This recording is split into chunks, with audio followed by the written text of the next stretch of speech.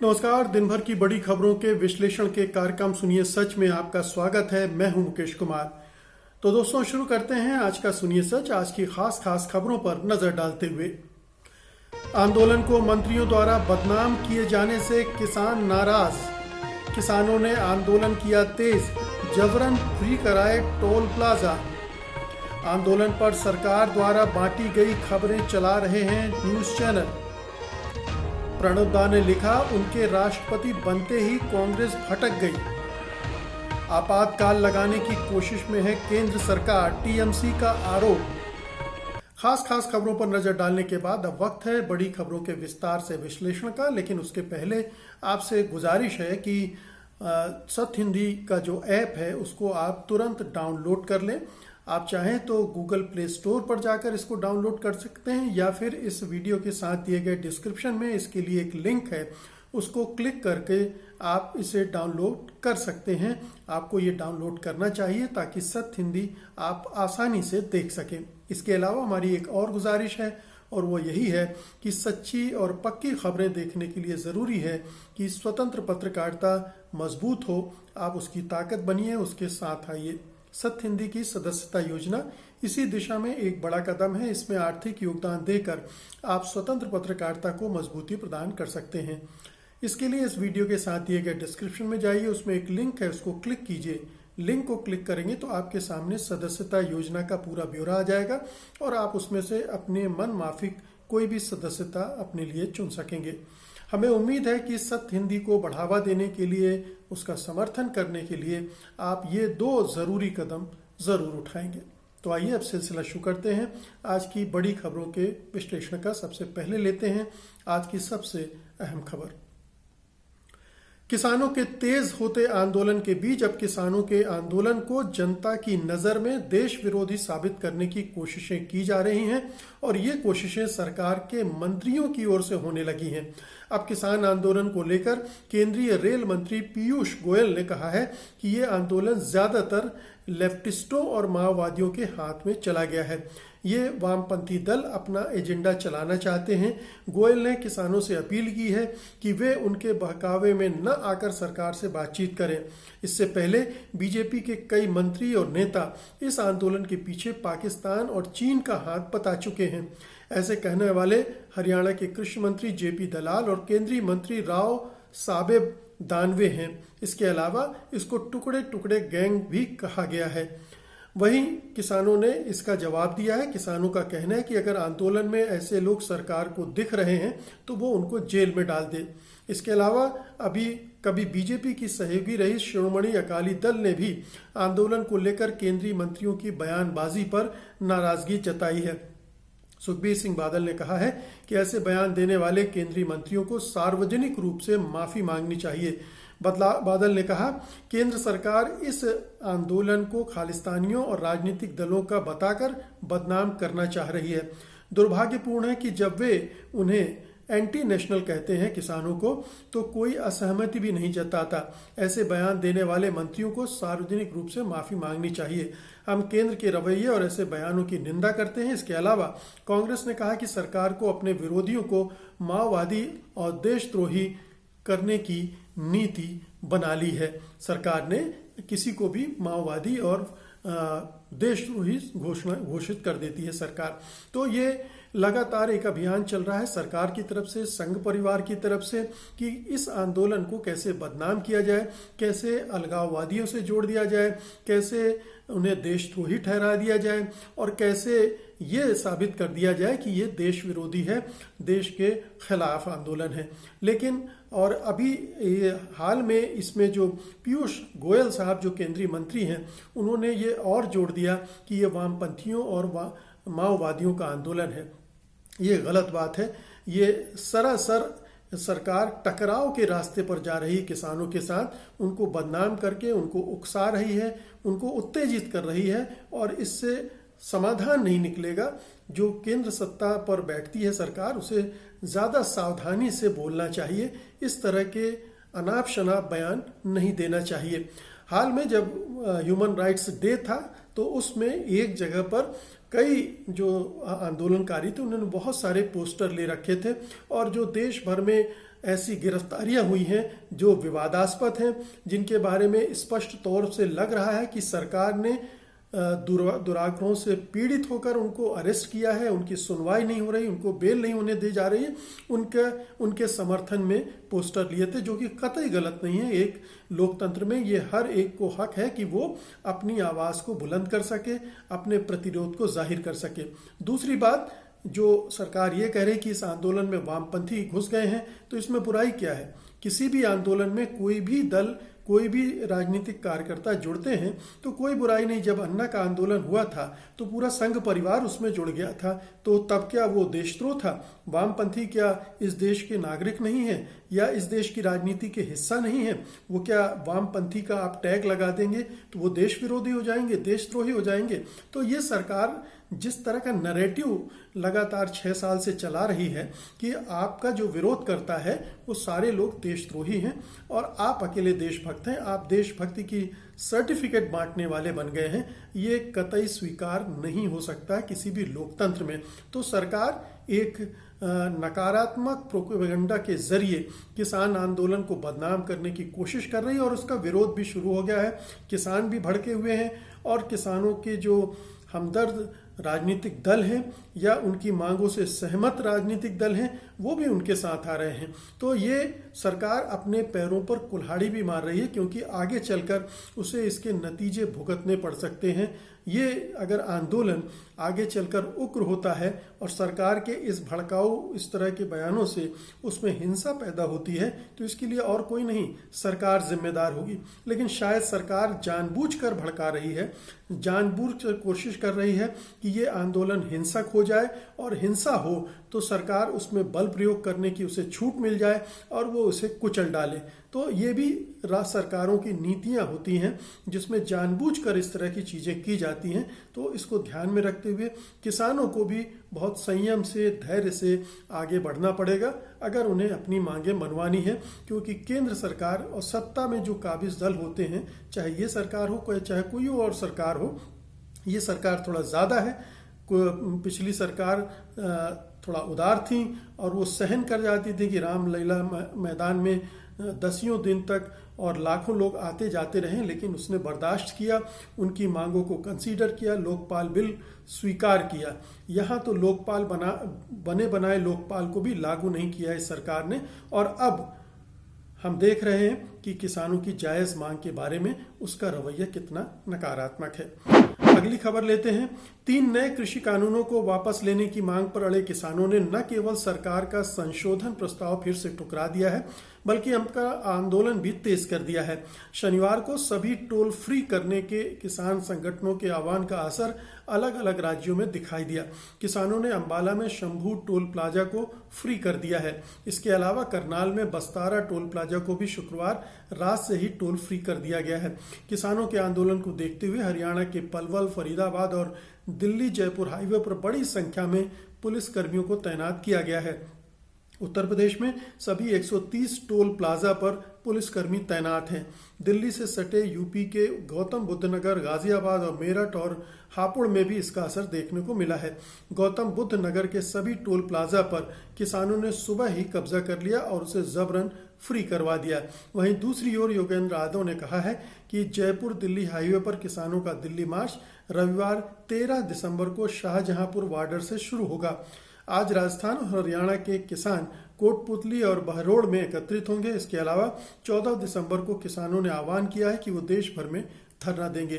तो किसान धीरे धीरे अपने आंदोलन को गति दे रहे हैं और संगठित करते हुए अपने प्रतिरोध का इजहार कर रहे हैं। टोल प्लाजाओं को फ्री करने की मुहिम भी उनमें से एक है, क्योंकि ये टोल प्लाजा सरकार द्वारा और सरकार के द्वारा जिन्हें ठेके दिए गए हैं उन्हें एक लूट का माध्यम बन चुके हैं। अनाप शनाप ढंग से अनाप शनाप राशि वसूली जा रही है और उसके प्रति जगह जगह किसानों में और आम नागरिकों में भी ज़बरदस्त गुस्सा है। तो ये एक कहना चाहिए कि एक तरह से संकेतात्मक एक किसानों का उपाय है कि हम टोल प्लाजा को फ्री करके आपके इस जो दमनकारी और शोषणकारी उपाय हैं उनका विरोध कर रहे हैं।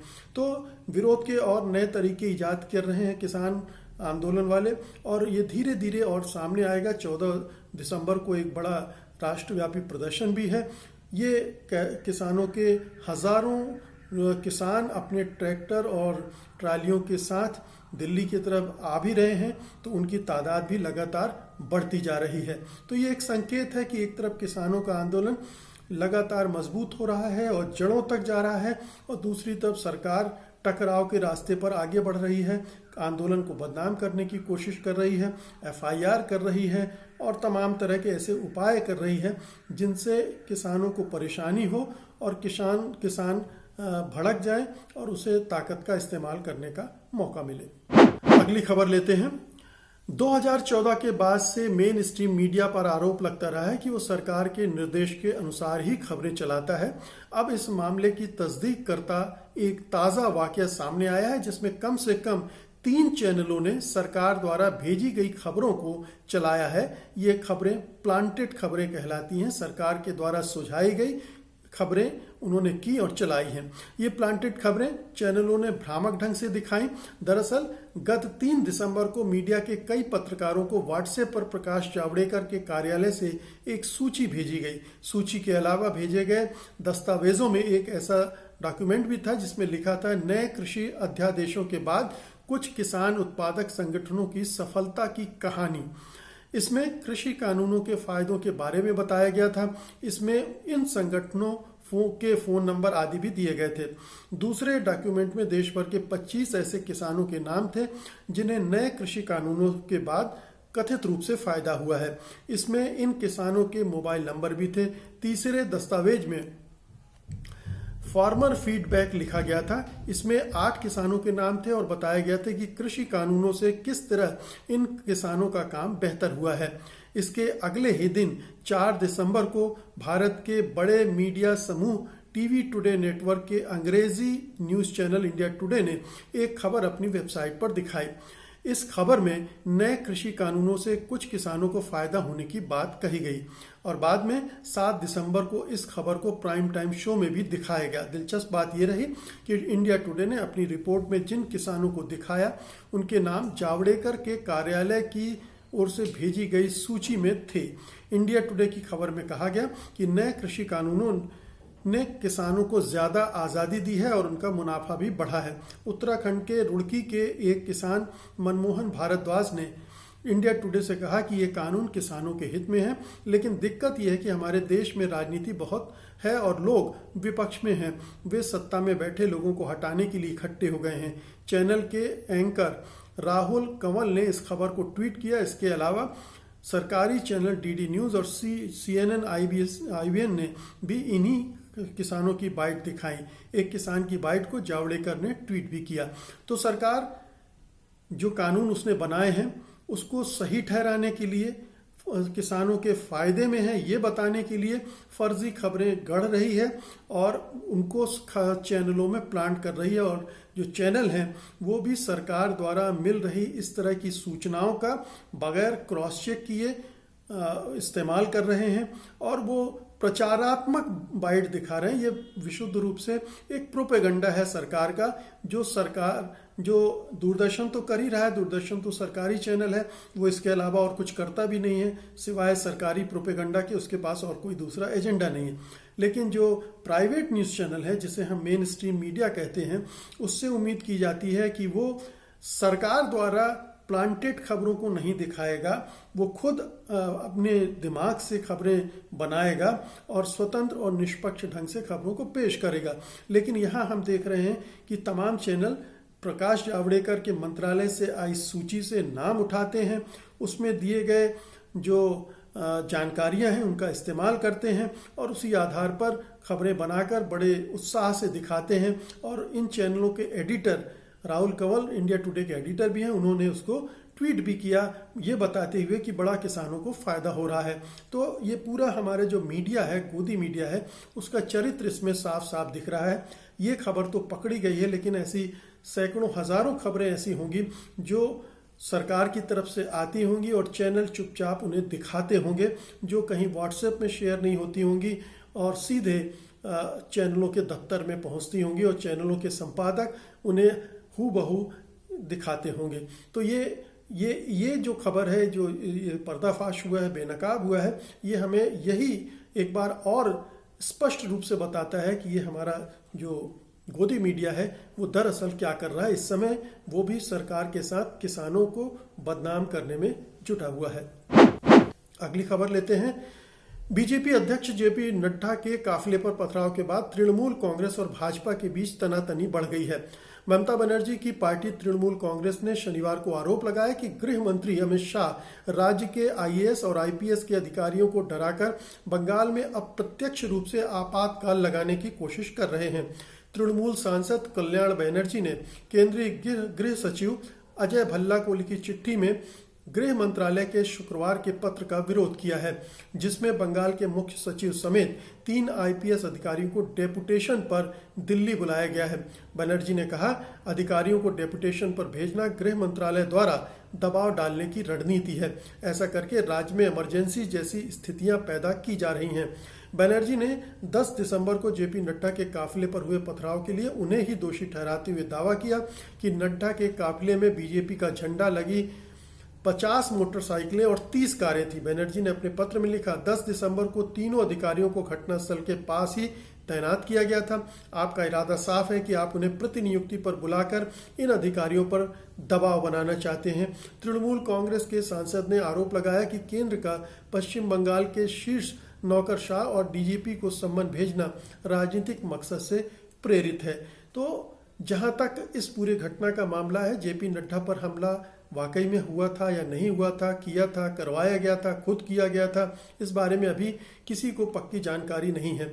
लेकिन केंद्र सरकार जिस तरह से बर्ताव कर रही इस घटना को लेकर, वो एक तरह से जो हमारी संघीय व्यवस्था है उस पर जबरदस्त प्रहार है। हालांकि सरकार को हमारे फेडरल सिस्टम पर बहुत यकीन नहीं है और ना ही वो उसका सम्मान करना जानती है, लेकिन अब बंगाल के चुनाव के मद्देनजर वो बंगाल सरकार को बदनाम करने के लिए, बंगाल सरकार को नाकारा साबित करने के लिए एक के बाद एक ऐसे कदम उठा रही है जो कि केंद्र राज्य के संबंधों को खराब करने वाले हैं।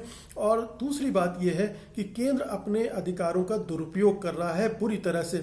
इस तरह से राज्य की जो ब्यूरोक्रेसी है, नौकरशाही, उसके शीर्षस्थ अधिकारियों को परेशान करना, उनको अपमानित करना, उनको दिल्ली बुलाना, डेपुटेशन पे बुलाना, ये तमाम हथकंडे हैं जो पूरे राज्य की ब्यूरोक्रेसी को हतोत्साहित करने के अलावा एक राजनीतिक मकसद से किए जा रहे हैं और उसमें स्पष्ट रूप से सत्तारूढ़ दल को परेशान करना एक बड़ा एजेंडा है। और ये एजेंडा चुनाव का हिस्सा है। इसका पश्चिम बंगाल की देखरेख से, पश्चिम बंगाल में जो शासन प्रशासन है उसको ठीक ढंग से चलाने से इसका कोई ताल्लुक नहीं है। ये विशुद्ध रूप से केंद्र सरकार, संघ परिवार, बीजेपी का चुनावी एजेंडा है और वो चुनावी एजेंडे के लिए सारे हथकंडे आजमा रही है। ये बहुत ही दुखदायी है और इसके दूरगामी परिणाम हो सकते हैं आगे चलकर। जैसा कि आरोप लगाया कि एक इमरजेंसी लाइक सिचुएशन वो क्रिएट कर रही है बंगाल में, लोगों के दिमागों में ये भरने की कोशिश कर रही है कि बंगाल चौपट हो गया, अराजक हो गया है, हिंसक हो गया है और अब वहाँ अगर बीजेपी नहीं आई तो समझ लीजिए ममता बनर्जी कबाड़ा कर देंगे।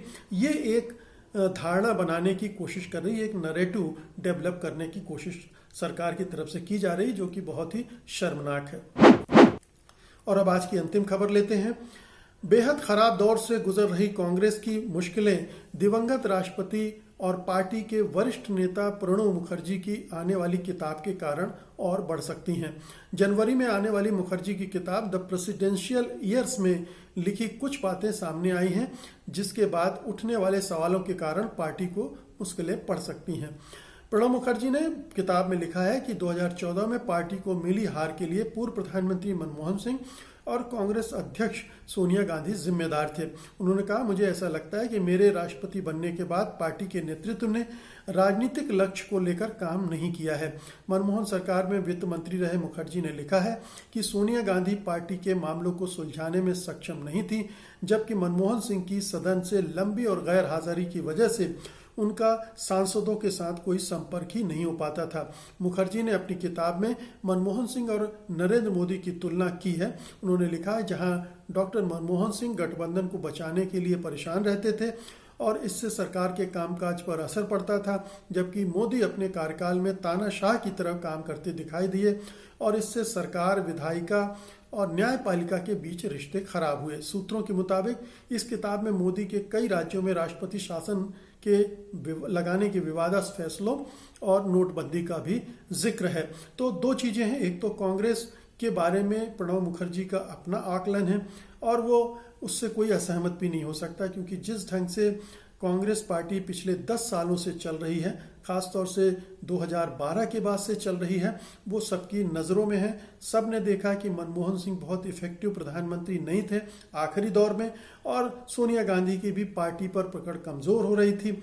अब वो दोनों मिलकर भी पार्टी को नहीं संभाल पाए और निश्चित रूप से जो हार हुई 2014 में, उसके लिए नेतृत्व तो जिम्मेदार ही होगा। जो सरकार का नेतृत्व कर रहा था, जो पार्टी का नेतृत्व कर रहा था, तो उसके लिए जिम्मेदार है। लेकिन प्रणब मुखर्जी की जो प्रधानमंत्री नरेंद्र मोदी के बारे में टिप्पणी है वो ज़्यादा चिंताजनक है, ज़्यादा कहना चाहिए कि कठोर हैं, जिसमें वो कह रहे हैं स्पष्ट रूप से कि मोदी अपने पहले कार्यकाल में तानाशाह की तरह काम करते दिखाई दिए और उनके इस व्यवहार की वजह से विधायिका और न्यायपालिका के बीच भी रिश्ते खराब हुए। और उन्होंने नोटबंदी के बारे में, जो कि अभी किताबों से और भी अंश आएंगे तो हमारे सामने हम उन पर चर्चा कर पाएंगे, तो बहुत सारे राज्यों में जिस तरह से राष्ट्रपति शासन थोपा गया, उस तरह के विवादास्पद फैसलों की भी बात की है। प्रणब मुखर्जी को नरेंद्र मोदी और संघ परिवार ने बहुत पटाने की कोशिश की और यहाँ तक कि प्रणब मुखर्जी संघ परिवार के हेडक्वार्टर नागपुर भी गए। तो ये एक संदेह बना रहा प्रणब मुखर्जी के बारे में कि वो संघ परिवार से भी मिले जुले हैं, नरेंद्र मोदी के साथ भी अपने रिश्ते बना रहे हैं। ये तमाम सवाल उठते रहे, लेकिन उन्होंने प्रधानमंत्री नरेंद्र मोदी का सही आकलन किया कि वो एक तानाशाह की तरह व्यवहार कर रहे थे और अगर वो आज होते और अभी के जो दूसरा दौर है उनकी कार्यकाल का, उसका आकलन करते, तो शायद ये टिप्पणी और भी कठोर हो जाती उनकी और वो स्पष्ट रूप से लिख सकते थे कि एक तानाशाह सरकार में है और उस निरंकुश ढंग से वो देश को चला रहा है, जो हमें 1-1.5 साल में और भी खास तौर पर देखने को मिला है। तो प्रणब मुखर्जी की इस किताब का इंतजार रहेगा और कांग्रेस की हालत जो है हम सब जानते हैं, उससे ज़्यादा ध्यान इस किताब पर इसलिए रहेगा कि इस किताब में उन्होंने नरेंद्र मोदी के कामकाज को, उनकी सरकार के कामकाज को किस तरह से देखा है और उनका अपना अनुभव क्या है और उनके निष्कर्ष क्या है। तो दोस्तों, ये था आज का सुनिए सच, आज की खास खबरें और उनका विस्तार से विश्लेषण। उम्मीद है कि आपको ये पसंद आएगा। आप इस वीडियो को लाइक करेंगे और शेयर करेंगे और आपसे जाते जाते एक बार फिर से गुजारिश करेंगे कि कृपया इस satyhindi.com के ऐप को आप डाउनलोड कीजिए। चाहे तो गूगल प्ले स्टोर में जाकर इसे डाउनलोड कीजिए या फिर इस वीडियो के साथ दिए गए लिंक में जाइए, डिस्क्रिप्शन में एक लिंक है, उसको क्लिक करके आप उसे डाउनलोड ज़रूर कीजिए। हमारे इस निवेदन को आप ज़रूर मानेंगे। इस उम्मीद के साथ अब मुझे अनुमति दीजिए। अब मैं फिर मिलूंगा आपको सोमवार की बड़ी खबरों के साथ, उनके विश्लेषण के लिए। तब तक के लिए नमस्कार। सत्य हिंदी का ऐप डाउनलोड करें गूगल प्ले स्टोर पर।